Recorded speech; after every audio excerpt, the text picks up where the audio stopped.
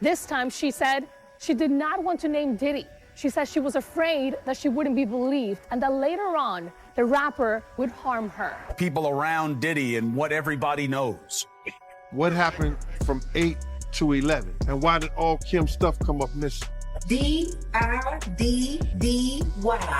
D-E-V-R. So it's seemingly been confirmed that Diddy tried to put out a hit on Gene Deal and Jaguar Wright for exposing his crimes. And this is genuinely bone-chilling.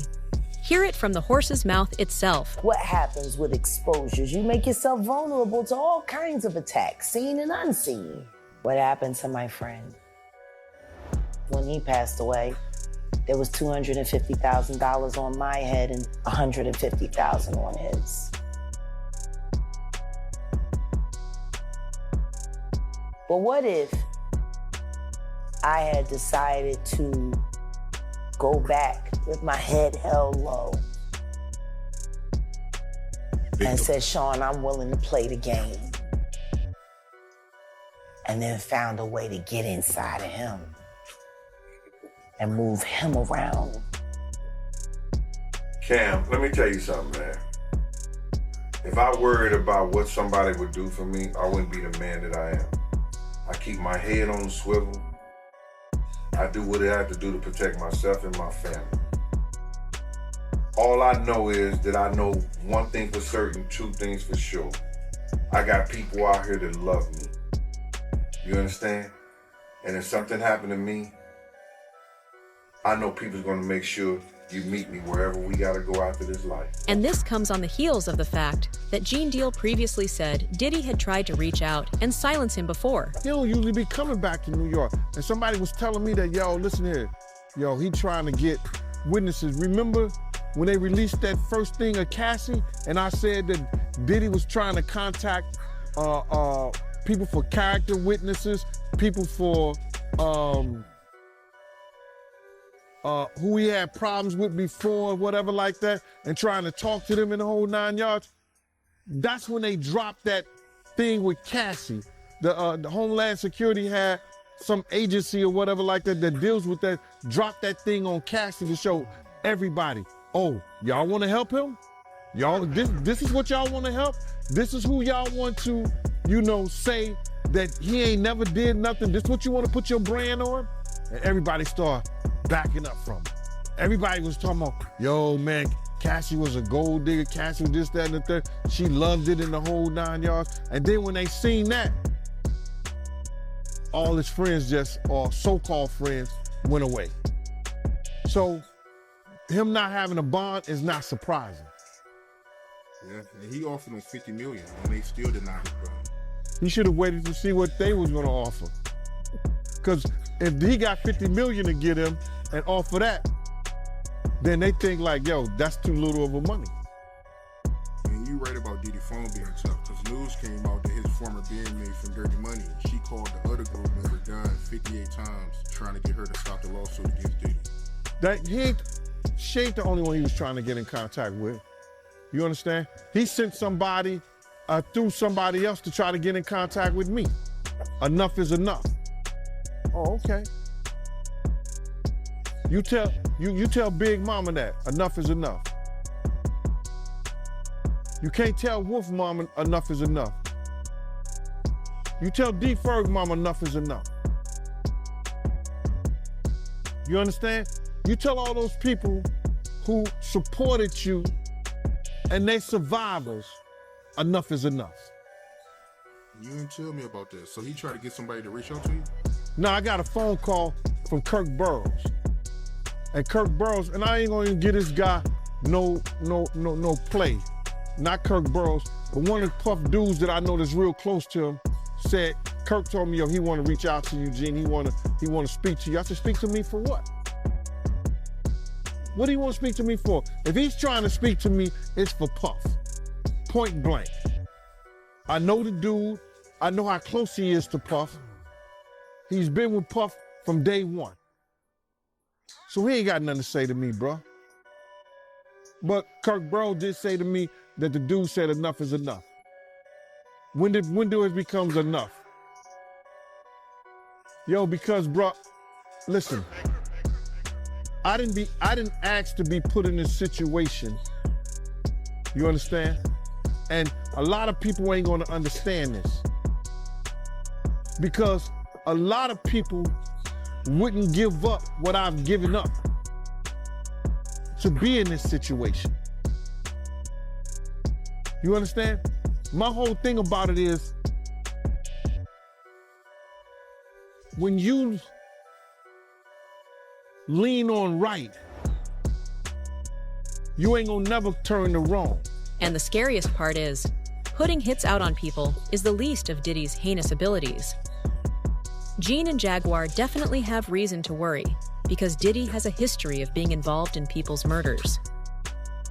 A recent Rolling Stone expose on Diddy reveals that the notorious B.I.G., Biggie Smalls, was allegedly planning to leave Bad Boy Records just before his tragic death. Several people interviewed for the article confirmed the story, with claims that Biggie was in a legal battle to regain his publishing rights. According to The Big Payback, Diddy was determined to hold on to those rights, famously stating, "I will never give it up until I'm dead and my bones are crushed into powder." Hip-hop photographer Monique Bunn shared that Biggie had confided in her about his plans, saying, "Biggie was absolutely about to leave Puff. I know for a fact because he told me that." Another source echoed this sentiment, stating, "Everybody wanted to leave Puffy. Everybody leaves him." Maybe Diddy knew this because Gene Deal claims Diddy had Biggie dealt with. How you feel about the people that say Biggie was asking for him coming to LA so soon after Tupac got killed and him getting on the radio rapping Long Kiss Goodnight? Man, you would get 100 people in the room, and out of the 100 people, probably 3 would say it was all right for Big to be in LA. 97% of those people would say he had no business in LA at that time. We all knew that. Why would Puff rent studio time? Come on, man, look. You gotta look at what people do, man. You know Pac just got killed. It ain't no kind of business Big was doing. Big couldn't even walk, he couldn't run. They was pushing him around in a wheelchair, brother. Why the hell would you rent studio time in LA for him to finish your album when in fact you got your own studio, Daddy's house? Let's keep it a buck. Let's stop this bullshit, man. Let's stop doing these interviews, man, about this, because people ain't getting it. He did not want the beef with the Crips. Puff ain't want the beef with the Dog Pound, Snoop them or whatever. Big started that beef. You understand what I'm saying? Puff ain't want none of that beef. So what I'm gonna do is,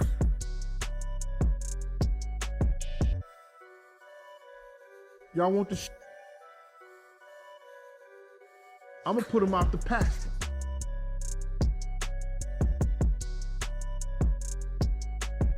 Catch him if you can. If you the wolf, if you got that wolf in you, catch him if you can. Why in the hell you would put your man in a situation by sending him to Cali to work on your album, when you know not his Nimitz, but your Nimitz was just murdered by that you was running with? Why would you do that? Oh, they just want to do business mind, man. No homo. Because you know how some of these kids out here be thinking, right? They hear that. Keep it real, man. Why is he out there working on Puff album when you got the Hit Factory?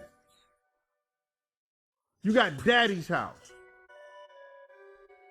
You got the place where Tupac was shot at, Quad Studio. There's plenty of places Big could have been. Why the West Coast? Come on, man. And then you got a half retarded ass like you'll see Big Love, Cali. Big wanted his publishing. Big wanted his marketing. He knew he couldn't go nowhere and be who he needed to be without it. So if Puff would have told that nigga to go to hell with gasoline draws on, that nigga would have went to hell.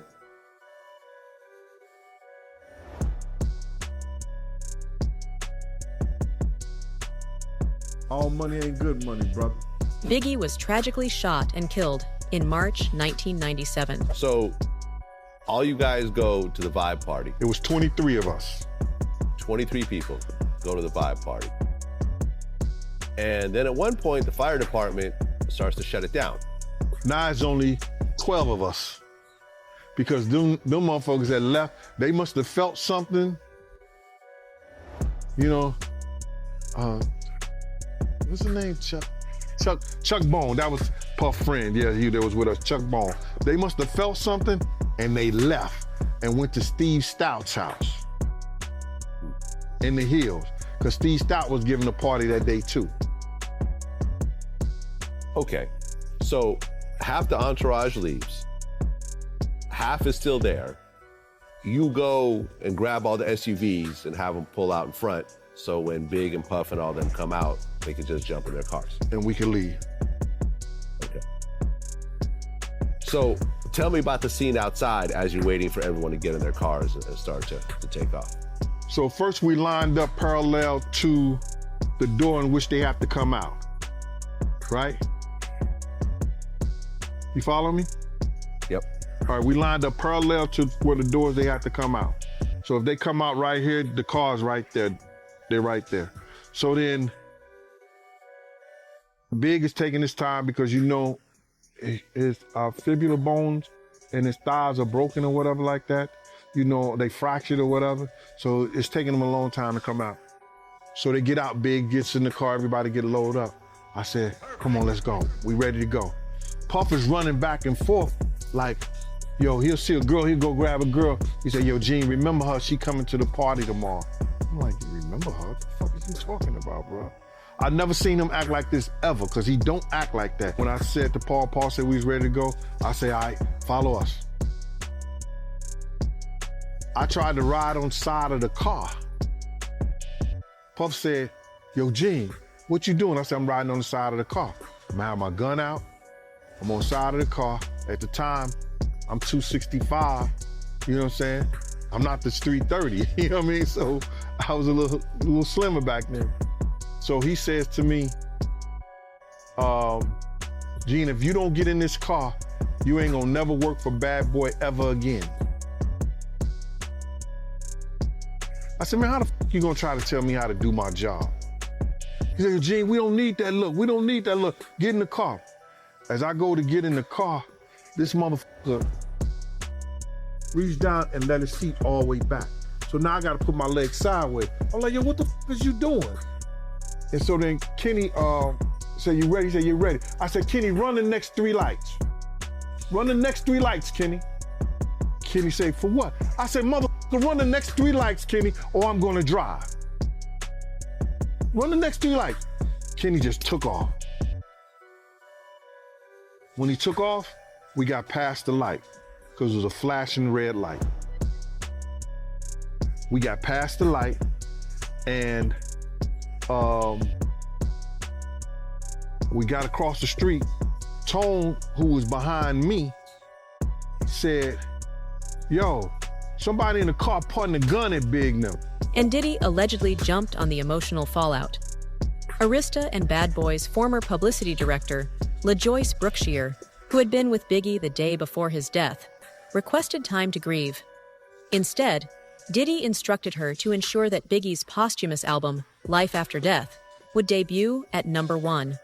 Gene Deal also claimed that there are lies floating around about who really killed Biggie. I gotta ask you about this. Before the interview, you was telling me about this. Captain Shaheed Muhammad from the Nation of Islam. You was telling me that a platform is trying to blame him for the murder of Biggie.